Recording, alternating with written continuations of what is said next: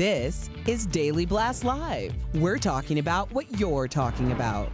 Real, honest, entertaining, live. DBL starts right now. Welcome to Daily Blast Live. It's Wednesday, September 18th. I'm here with Al, Brandon, Lindsay. I'm Tori. Let's get right into it, guys. All right, a shocking new back-to-school PSA has just been released. And a warning to our viewers, what you are about to see is graphic and it may be upsetting to some. Let's watch.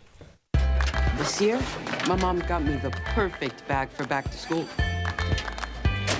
These colorful binders help me stay organized. These headphones are just what I need for studying. These new sneakers are just what I need for the new year. This jacket is a real must-have. My parents got me the skateboard I wanted. It's pretty cool.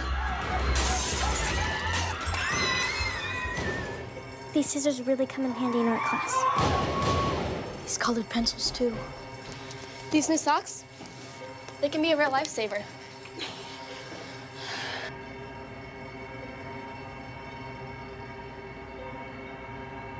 I finally got my own phone to stay in touch with my mom.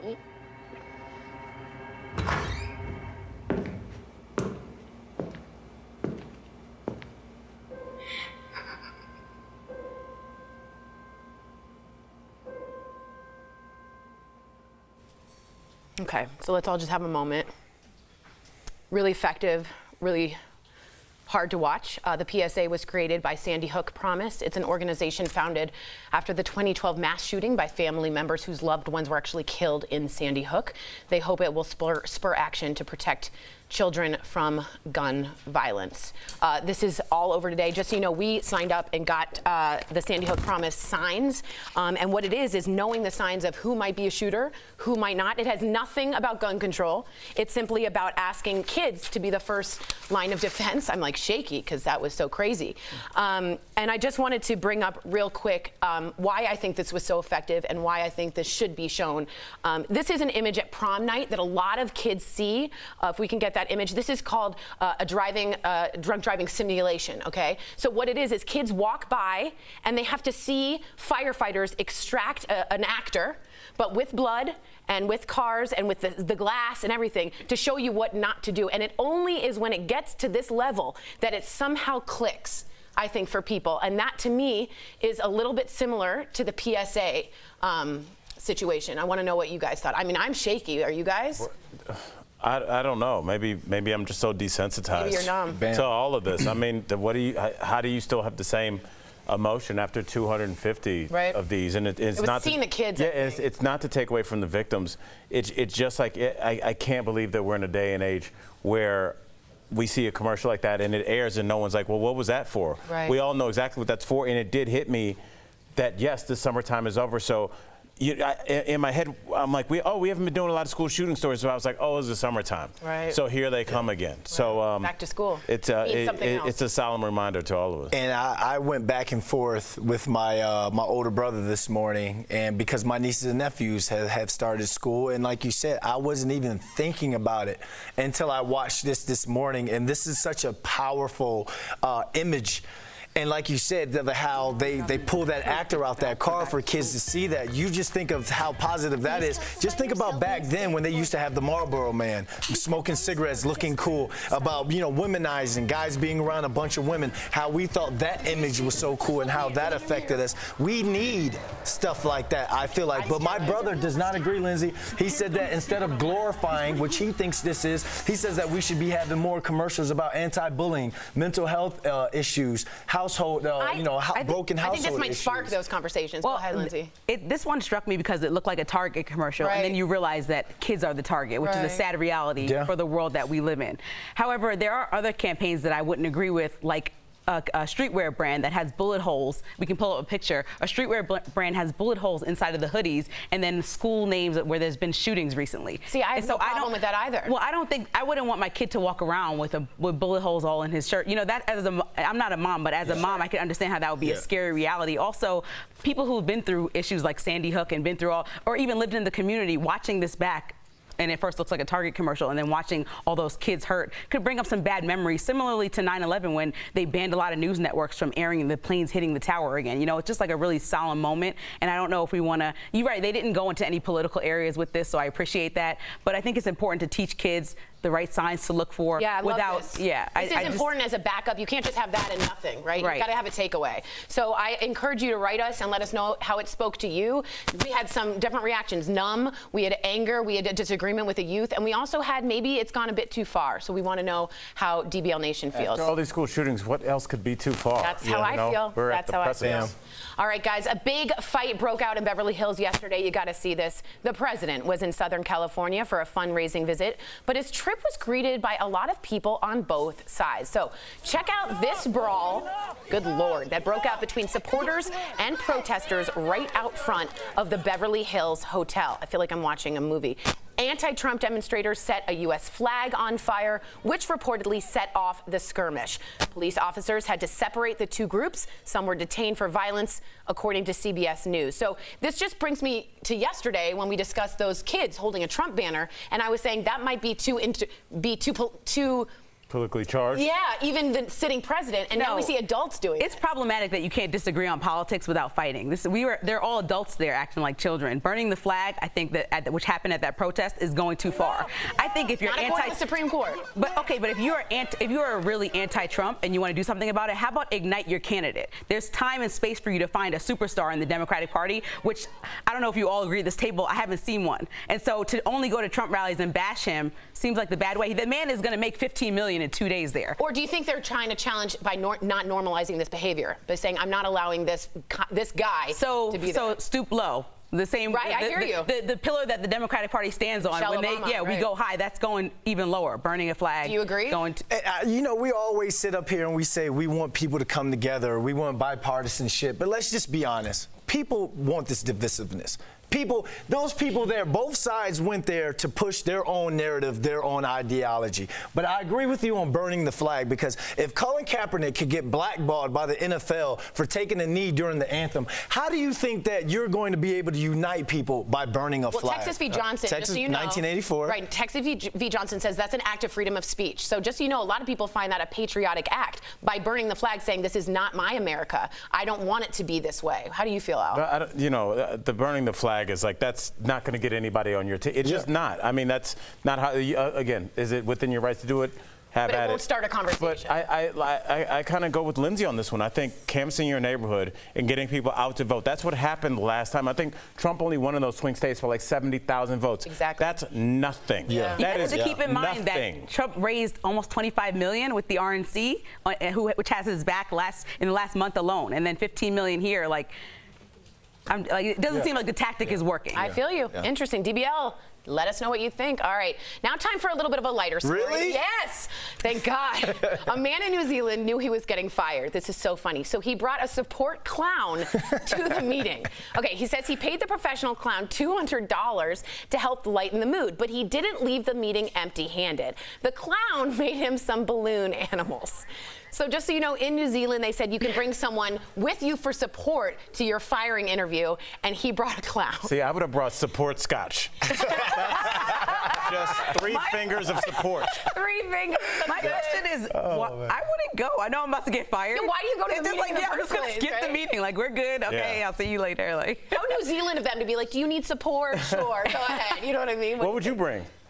My dog. Oh, yeah. It's okay, Josie, we're okay. And that's definitely his homeboy. Let's get the clown makeup situated. There's no makeup on that man. That's right. There's no clown makeup with at a wig all. on. That's a friend. I thought he found them on like casting networks or one of those like sites where like starting off actors need some like paid gigs. $200. I mean, I'd go. If any one of y'all get let go at DBL, I'll be there for you. Any one of us, why are you not in there? You can let go. God forbid something happens to you guys. I'll be your support for that. All right, DBL's live coming up. Wait till you see what makes this young model different than most. It's a comeback story you guys cannot miss. And you, the viewer, you're our 5th host. When the First Amendment and non-discrimination laws collide, a new Arizona case is putting the controversy back in the spotlight.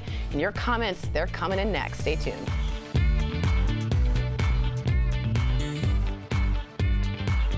Hi Hi, DBL Nation. Happy Wednesday. Kelly Schubert here with the DBL digital team. I'm tracking all the breaking and trending news for you right now, but I think we're going to go to the desk and chat with our host. Let's go. Hey, guys. Yeah. How's it going up here? I know. I miss reasonable. It is very weird. We were just saying, to be honest, because we're very honest here, it's weird to have someone on the other side who's incredibly reasonable and actually makes such valid points that you're like, hold on.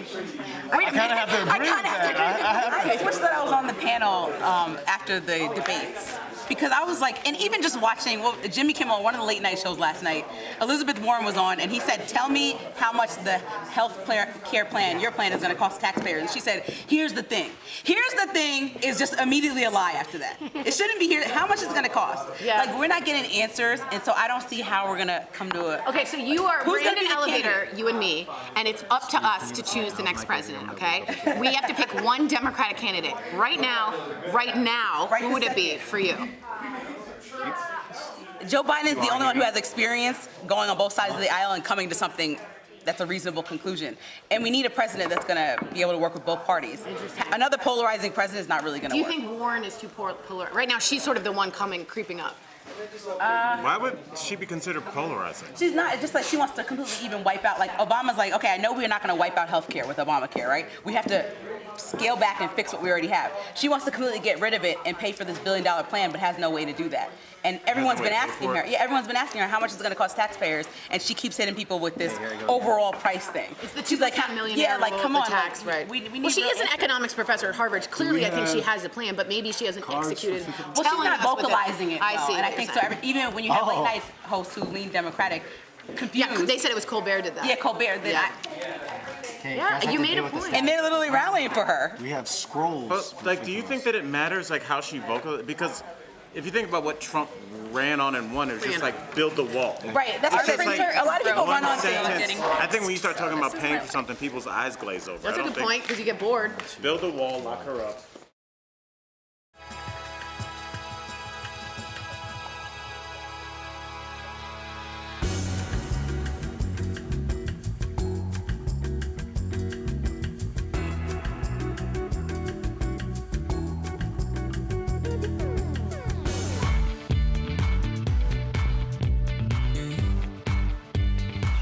Welcome back to DBL. It's your time. It's fifth host time when we talk about what you're talking about. Here's the story. A small business in Arizona is celebrating its right to not make wedding invitations for a same-sex couple. That's right.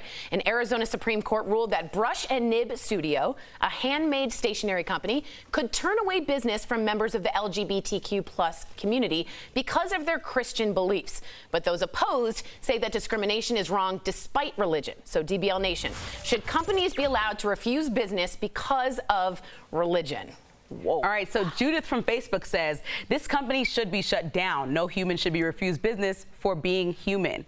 And while I agree, if I was a business owner, I wouldn't refuse anyone, I know that people are extremely religious sometimes, and that's what they believe. So until we have laws in place that prevent this kind of thing, I don't know if there's anything we can do. What about the church that didn't want that interracial couple to get married in Mississippi last week?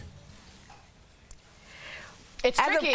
Because she said because of my Christian beliefs. You're right. And as a black woman, I understand that's something that is in our history of experience. So that's why I said I would never be against that. But then I also have a best friend that is extremely religious and literally voted on the single issue of not wanting abortion. Wow. Right. So, and I love her. Yeah. There's nothing bad about her. But so, there's all these issues that are wrapped in one. Yeah, I think what you're right is the laws haven't been really written yet. Right. Yeah. And they're being written as we're speaking. Right. Yeah, exactly. Lori from Facebook says everyone should enjoy the freedom to peacefully live out their beliefs. Yes, Lori, I believe that, but you shouldn't be a hypocrite when it comes to it, because if you're going to say, oh, I'm Christian, I'm sticking to my Christian beliefs, then not only should you not make the invitations for a same-sex couple, but for an adulterer, before someone who eats pork, for someone who doesn't have a beard. It's all in the same Bible. So I just hate when people try and pick and choose what they want to be so religious about. Exactly. Just say you're gay. I don't want to make this for you. I would rather that than you try and use the Lord's name in vain and try and say that. So you don't think this religious belief is it's a bunch of caca. Just whenever it works out for them, you feel like. Caca. All right. Great. Follow that, Al. I'll try. Ty from Facebook says no one should be turned away from a business simply because of who they are and who they love. Ty, this is where we're going. I actually was just talking to Lindsay about this a second ago.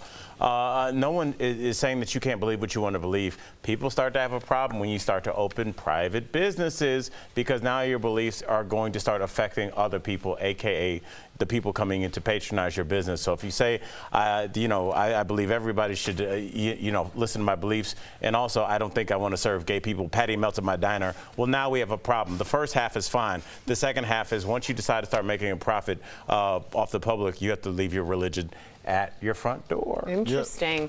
Tom from Facebook says everyone should be protected to peacefully refuse business to any individual. Especially that corny business. They're going to be out of business anyway. Like, it's going to be an app on your phone in 10 seconds. So nib and brush. You get ready, bring your support clown. Y'all are going to be done soon. That's all I had to say about that. Coming up on DBL, a model makes a life-changing decision that shows what true beauty is all about. Don't miss this incredible comeback story that's coming up next. If you're between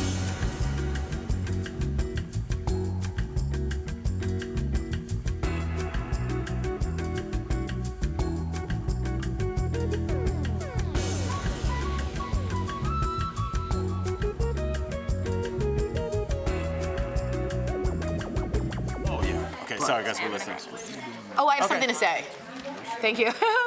I'm going to go to camera one, just so you know. Hey, guys, what's going on? So, as business, we have customers. Oh, so there's a quote I wish I had gotten from Obama that I love that goes, you have the right to have every religious belief, but you don't have the right to have your religious beliefs taken upon everyone else. And I think that's sort of what you were saying is we don't want to stop you from having that. But I do think Lindsay's right. We need a law in place that says just like protected classes, LGBTQ cannot be discriminated against. We just haven't gotten there yet. So I think we will get there. You can't discriminate if you're black or white in housing. You can't discriminate if you're Jewish, right? You can't do that. So I would prefer that that be written so it's super clear. So here's the tricky part about it, because there's an Arizona state law that bars discrimination, that discrimination by businesses doesn't include sexual orientation as a protected class. But there are 4 cities in Arizona that have passed ordinances banning businesses from discriminating on that basis. Right. So it's like, but can I be honest? Anywhere in Arizona you could do it, but except those 4 cities. Right, but those 4 could take that ban to the Supreme Court. It's a very interesting constitutional debate. Brandon brought up a good point, too.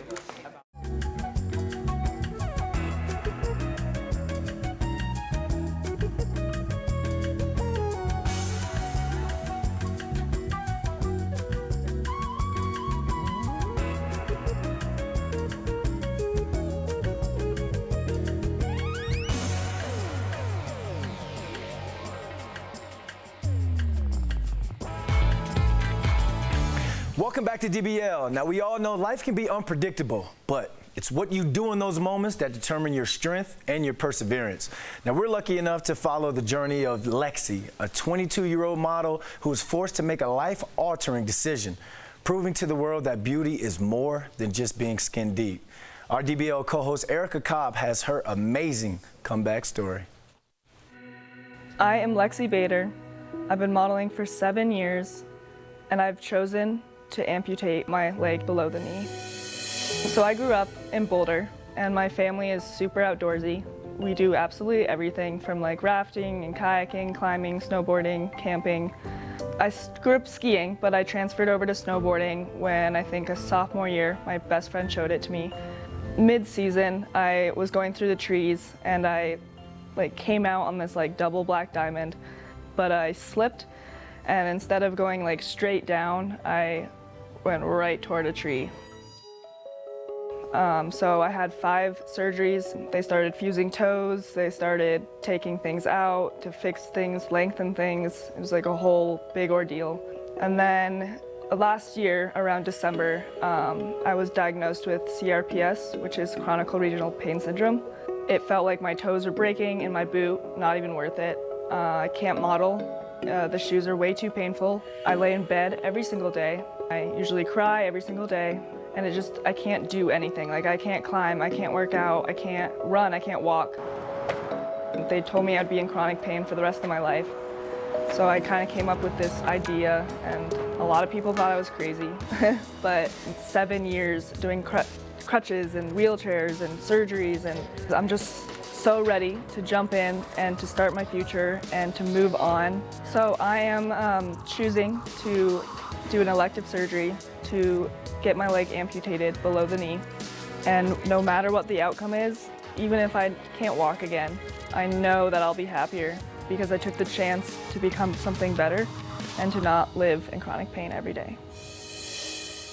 Just woke up and they gave me popsicles.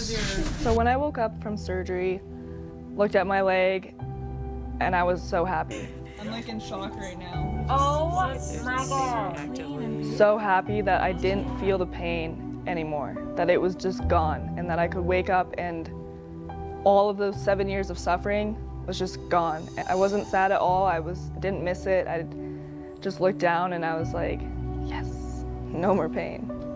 Don't fall off of it. I'm about 2 months out of surgery, and I have a photo shoot coming, and I am beyond excited because I just get to be myself and model and do it in a different way and hopefully show people that like you can be beautiful no matter if you don't have a leg or if you don't have something or if you look different or whatever it is. Like, I'm just excited because I want to get back into like just like the world of modeling. So I'm like super excited just to feel like myself and do what I do best. I don't really care if people stare anymore. I mean, it's different, you know, you don't have a leg, people want to stare. I'm proud of it. I'm proud that I can not be in pain right now. I'm proud that I can still do backflips off rope swings and go tubing and climbing, and I'm just like really excited. But yeah, it's gonna be a lot of physical therapy, a lot of work, but I'm really excited for what has to come. In the back. Yeah. I don't. And people are still right talking back. about it because, I mean, that was an amazing story. Unbelievable, and she will be back modeling within the year. Can't wait. I'm excited to see that show. All right, guys, we'll be right back. Promotional consideration is brought to you by Nation, it's Raquel here with Leo, and we have a movie review of Hustlers. And every time I say that name, I can't help but think of Cardi B's like line going, money. Yeah, right? I mean, the whole trailer and movie was made for that song. I think that trailer is a perfect description of this movie. I really liked it. I have to say that. Like, straight up, it was a very good movie based off of a true story. Yeah. And it had a heart to it. It didn't play into like stereotypes that you normally see with dancers. Yeah, I think this had a very realistic backdoor take on the stripping industry. And it's something that somebody like me actually had no idea about, and even the public seeing this, a lot of them won't know about this, but this is actually a very seemingly realistic take. I mean, you know, they've got problems outside of stripping. There's even one scene where one of the strippers is crying and really upset because her parents had just thrown her out after deciding to make this decision to become a stripper. It's very compelling in that sense, and if you don't know any background of the movie, it's about a group of dancers, or former dancers at the time, who decide to kind of befriend, I think is the best word, men of Wall Street to get money from them, but then it escalates to the point where they get in trouble with the law. Yeah, it gets illegal really quickly. I have to say, J-Lo's performance is outstanding. One of her best so far. Yeah, like one of her best in the last 5 years. Like, she did fantastically in this movie. Played a great kind of mob boss, if you will. Almost Leonardo DiCaprio, Wolf of Wall Street, almost. But with more of a heart and a soul. Yeah, for sure. Yeah, definitely. That is the one difference I'd like to say. I would recommend seeing it in theaters. Honestly, I think it's that good. Yeah, I really agree. do. Definitely check this one out in theaters, y'all. All right, see you next time. See ya. Money.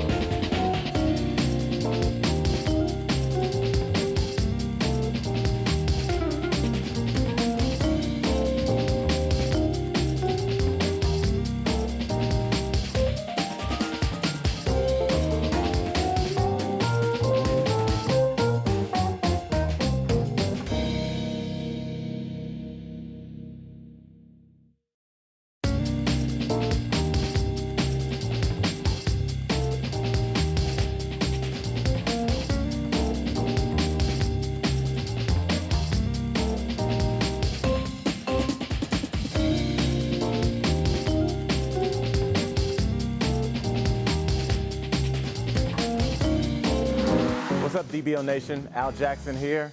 I'm the host that brings a little bit of levity to the panel. Let's be honest, things get a little serious. Sometimes you gotta break that up with a little humor. That's where I come in. Why can't you be an adult and be uncomfortable for a few hours? It's all right. Something viewers might not know about me, I have a degree in biology. I know, it's weird. I wasted my money. And then I decided to go to graduate school for biomedical sciences. So that happened. The co-host that makes me laugh the hardest is Tori. She's one of a kind. I'm just saying anything is possible if you trout yourself.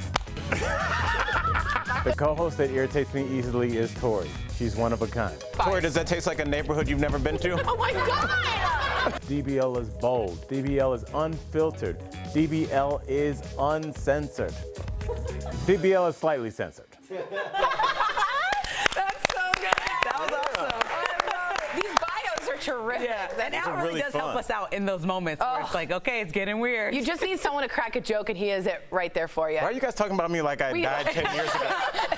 What are you doing? Remember Lindsey Brandon? We're gonna miss it. All honesty, I'm so glad you're on the 10:30, 11:30 panel. I'm so glad I'm having a this ball last like I year, really man. do. Like, I love this panel, man. I can reach today. And it's one of those things. I saw Brandon coming for a handshake, and I just put lotion on my hands, and it's weird. Awkward. Do you tell somebody ahead of time? Yes. I have lotion on my hands. Yeah, 'cause but we then were they're just going. slid right through. I want to hear from the viewers. Do you tell people ahead of time, like, or because I think it's weird when somebody says, "I just washed my hands," and it's it's like, all wet. no, you didn't. Yeah, Your hands are wet for another You've been hour. here for an hour. On a more serious note, I just want to look in camera one. My mom is getting her port put in, and she's had some major medical problems recently, and she is in a lot of pain. And I know a lot of you out there are in a lot of pain, and a lot of you are caregivers.